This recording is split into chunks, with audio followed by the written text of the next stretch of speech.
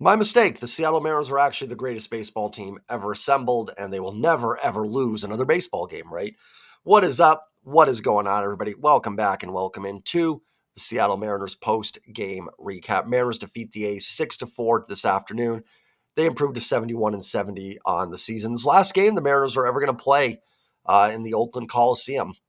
I lived in the Bay Area for a while, went to a lot of baseball games there. It is certainly not the prettiest of stadiums, but I do have some fond memories of being there. So, from a nostalgic standpoint, it will be missed by me. It will. So that is the last time we will see the Mariners play in Oakland. So, a little bittersweet, There is something to that. Before I go any further, as always, do me a favor, smash that like button. Again, thank you all for all the views, comments, and likes. Comment your thoughts down below, and don't forget to hit that subscribe button. Really appreciate all support as we wind down to the end of the season. It's certainly not ideal to come out of this series with a split, and this road trip's still, not a success overall. You're 3-4, right? Because 2-2. Yeah, you're 3-4 on this road trip that should have been a road trip that you hopefully thought you could do some damage on, at least, 5-2. I talked about this team needing a 7-3 or 8-2 road trip to maybe get back in this thing. Now, at best, it's 6-4. That would be sweeping probably the best team you're going to face on this road trip in St. Louis. Now, with that said, Houston just got swept by Cincinnati, and the wild card, there is a little bit of a path there as well. Now, I want to be very clear as I talk about playoff scenarios here. Number one, I'm not trying to go back and forth. Oh, done. Oh, actually, now I'm talking playoffs. Oh, no, they're done again. I'm not trying to do that. I don't want to be whiplashy. That's really, I kind of, that drives me nuts when people do it. I probably do it. I try not to. Ultimately, I do not think this team gets in. I think they're too far back. I think they've kind of, made their own bet a little bit here. I do not see them getting in. In fact, my wife the other day, we were making some family vacation plans. And she's like, hey, can we do it in October? With the Mariners and everything with your channel and playoff coverage. I'm like, yeah, book it. Let's do it. So I've already made vacation plans during the MLB playoffs, which will probably be why the Mariners get in, just FYI. So you're welcome. But there is a path, right? There is still a path for this team to get in. Now, that path has barbed wire fencing. It is got poison ivy every direction. There's snake holes. There is a caution hazard sign for toxic waste as you're walking down the path. But it is there, right? That's your path to home. Do you want to go down that path? Ugh. But it is there, right? It is available to you. Mariners are 4.5 back in the division. They're 5.5 back in Minnesota, 5 back at Kansas City. Wild card's going to be very tough because you don't have a tiebreaker against either of those teams. Well, I haven't checked. Kansas City, you might, because you split with them, then it goes to division record. Minnesota, Kansas City do play each other this weekend. If one of them can sweep the other and you can do some damage, you can make up some ground there. In terms of the division with Houston, you're 4.5 back. The Reds swept Houston this week. If you can get to that Houston series at the end of the year, or I think it's the second to last series of the year, 3 or 2 games back, your opportunity is there. It is. Again, it's not a prediction that they're going to go in and sweep Houston, but you'll have the chance, right? If you told me that, hey, Jay, we're putting you in Sunday at the Masters. You are tied for the lead at the Masters going into Sunday. We're just putting you there. Am I going to win it? Probably not, but there's a chance, right? Like the opportunity is there. So there is a path for this team. I'm not holding my breath for it because every time I kind of get back invested in this team, they find a way to blow it. So it wouldn't shock me if they go to St. Louis and get swept.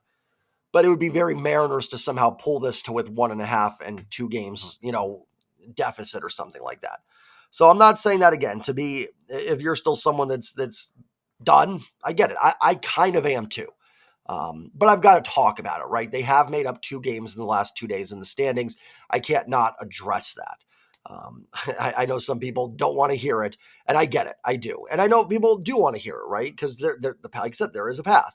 So, I'm just saying it. I'm not going to hold my breath on it. I'm not really following the Astros too much at this point. It is what it is. Again, I think the Mariners have kind of made their own bed here, but the path is there. So we'll keep an eye on it, right? I would not get your hopes up, But I think the goal you have to shoot for, again, hopefully maybe Minnesota, Kansas City, one of them sweeps and you can make up ground there. Get to that Houston 2 or 3 games back. At least then you go into that series going, hey, it's there for us, right? It is there if we can find a way.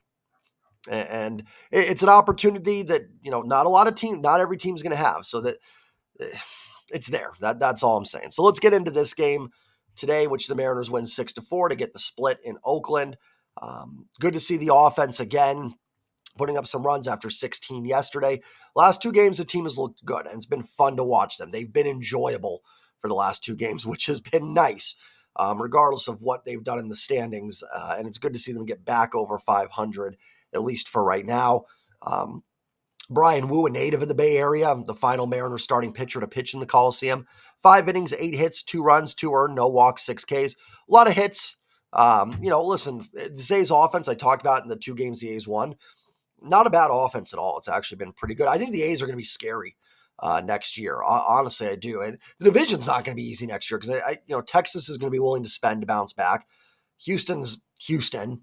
The Angels have got some guys, and if Trout's back healthy, which is not happening a lot, but they could be formidable. And I actually kind of like this Oakland A's team. I think that they could be a team that takes a big step forward next year. I don't know, again, with Fisher and being in Sacramento, I don't know what they're going to really be doing.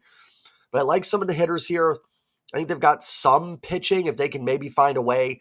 A little bit like Kansas City last year. If you remember, I talked about them in post-game recaps and talked about how, if they could just find mediocre pitching, I think they could actually be pretty good. Kind of where I'm at with Oakland. If they can just get a little bit better juice out of the rotation here, they could be pretty formidable. That they were not an easy out in this series by far and swept with the Mariners and have some good hitters. So anyways, a lot of hits given up, but good to see Wu with, no walks, 6 strikeouts, continues to be solid. He threw 88 pitches. I think, listen, I know he's gone deeper into games recently. I think with giving up the 8 hits, having a lot of base runners, it makes sense to take him out in that situation. Not every pitch is created equal, right? There was a lot of stress on Brian Wu today, getting out of some jams and some tough situations. It makes those 88 a little bit more stressful than 6 innings of 95 pitches with 6 shutout innings or something like that. So I thought it was fine to pull him. Really nice to see Troy Taylor becoming one of those bridge relievers now, not just hey, it's 8-0 either way. Let Troy Taylor have an inning. He is starting to get more high leverage spots. He pitches the 6th inning today, a shutout 6th inning with no hits and no walks. I like it, right? I'm glad that Troy Taylor, you need some arms in that bullpen. Glad to see him establishing himself now as kind of one of the higher leverage arms out there. I think it's good to see, and I think he's deserved it, and especially in a season where, does it look great? Let him have a shot at it. So it's been really nice to see. Colin Snyder with a shutout inning with a walk and a strikeout. Austin Voth with 2 strikeouts in the 8th, gave up a hit. Andres Munoz back in. Honestly, I thought there was a chance his season was going to be over. You hear the word elbow soreness and you immediately just think, well, staying away from that. But good to see him back in there. If this team is going to make a run, it's going to be very nice to have a healthy Andres Munoz down the stretch. He does give the 2-run home run to Brent Rooker. Wasn't too concerned about it. Like, it was a 4-run game. You don't want to walk guys in a 4-run game, so gave up the home run, but just good to see him back out on the mound. Gets a couple strikeouts as well, did have a walk, so only threw 14 pitches, though, 9 for strikes, so he should be, if he's healthy and good, should be good to go tomorrow. So, looks like the Mariners avoided a scare there with Munoz. Again, I kind of thought he might be shut down for the season, but hey, listen, like I said, good to see him back out there, and again, if this team is going to make that magical run, having Andres Munoz is going to help big time. Second game in a row where every Mariner hitter reaches base. Now, not every Mariner got a hit today, but all of them did reach base today. Victor Robles back in the leadoff spot. Good to see. Glad to see Leo Rivas get a start over JP Crawford. JP's been scuffling. I don't like how little they've used Rivas since JP's been back. I get it, it's a tough roster situation.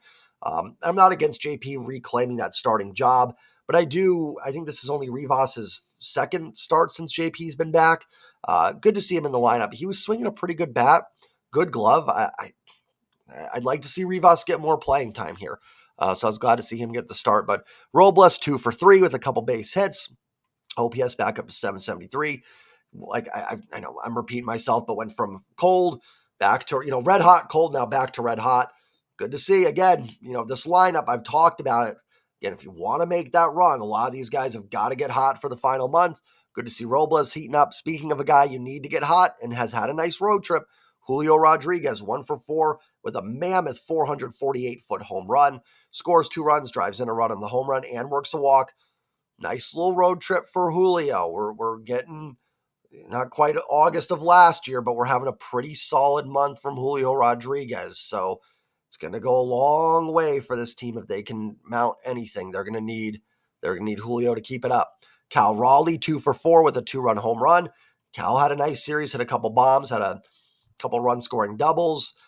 So good series for Cal. His 29th home run. It's a pretty good chance that's also Cal's 87 RBIs now. He'll hit 30 home runs because we know he'll get at least one more home run. 13 RBIs away from 100. Listen, RBIs can, they're not the most predictive stat. You don't know who's going to get them because you got to have guys on in front of you. But Cal's got a chance to have 30 home runs, 100 RBIs this year. So it'd be really, really cool to see, to see that. Just, I don't remember the last Mariner that drove in 100. Did someone do it a couple years ago? Seager? Was Seager in 21 the last Mariner that drove in 100?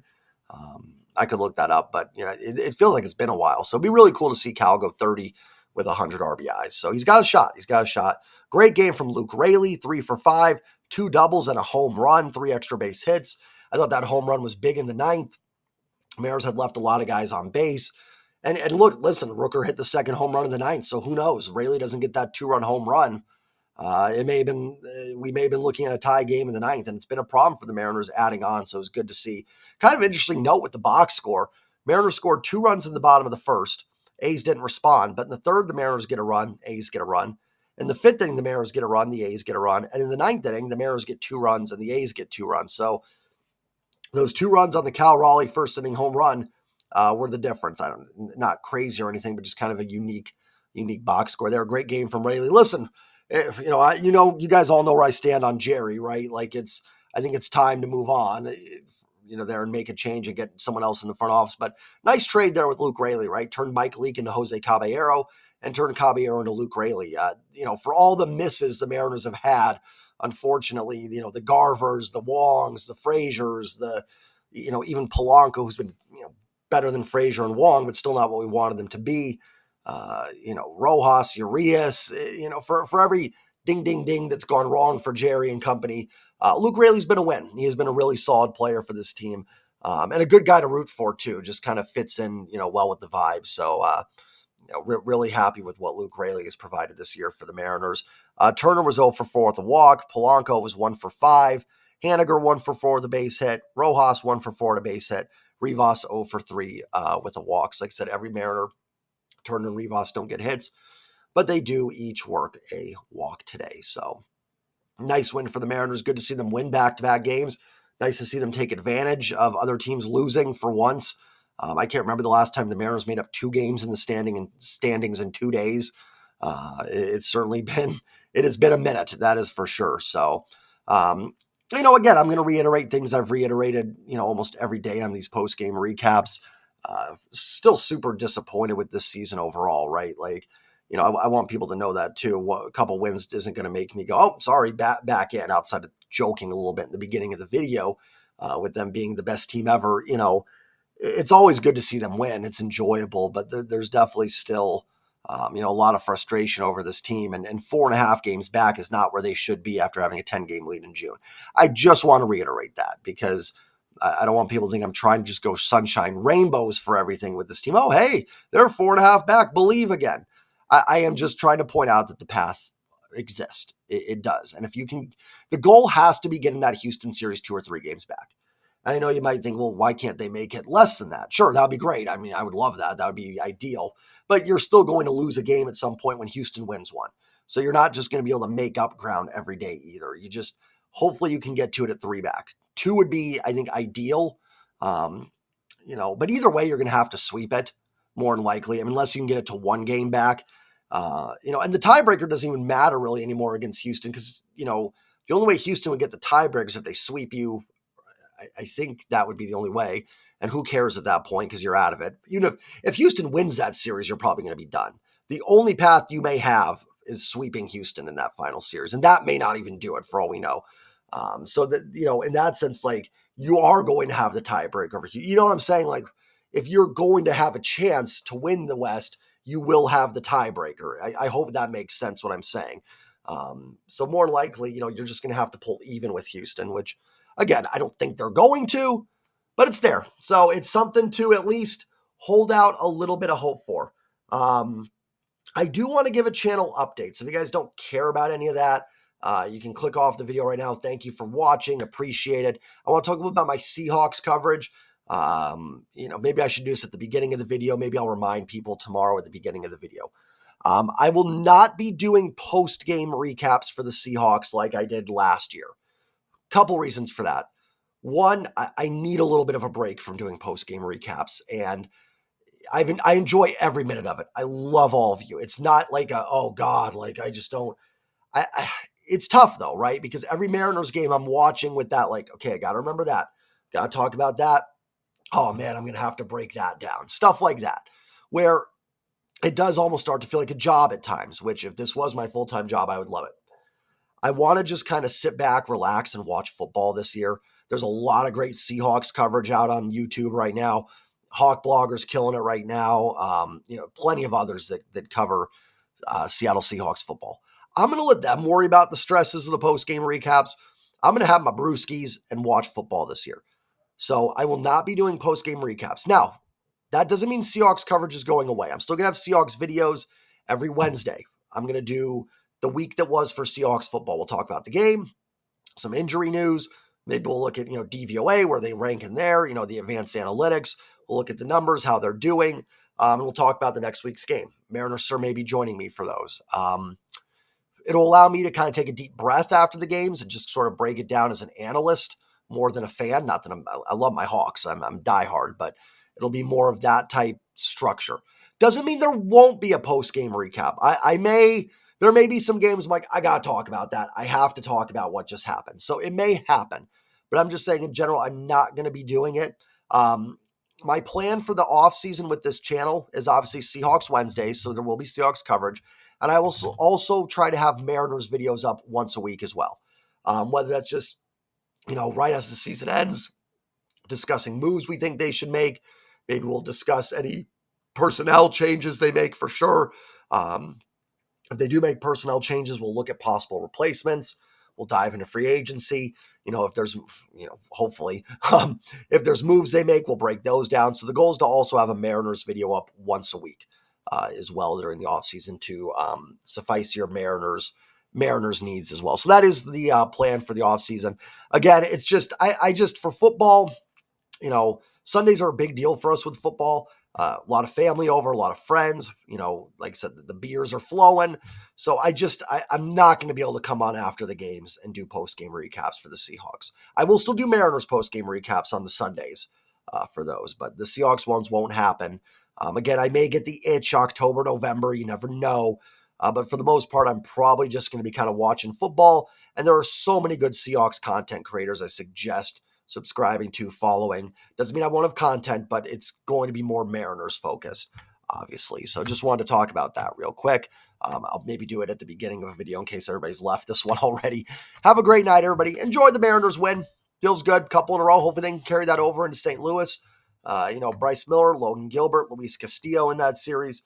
So feel pretty good that they should be able to maybe do some damage and get a little winning streak going. I talked about it. If they want to get back in, they're going to kind of need a 6-7 game win streak of some kind to really put some pressure on the teams. And hopefully this was the start of it.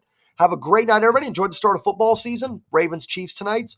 Ravens will be tough without Mike McDonald back there. We'll see how they do. I've got the Chiefs winning at 24-16 tonight. So I don't know. We'll see how that goes. Have a great night, everybody. Enjoy the football. Enjoy Mariners W. Just when we thought they were out, they pull us back in. Have a good night, everybody. Go Mariners. Peace.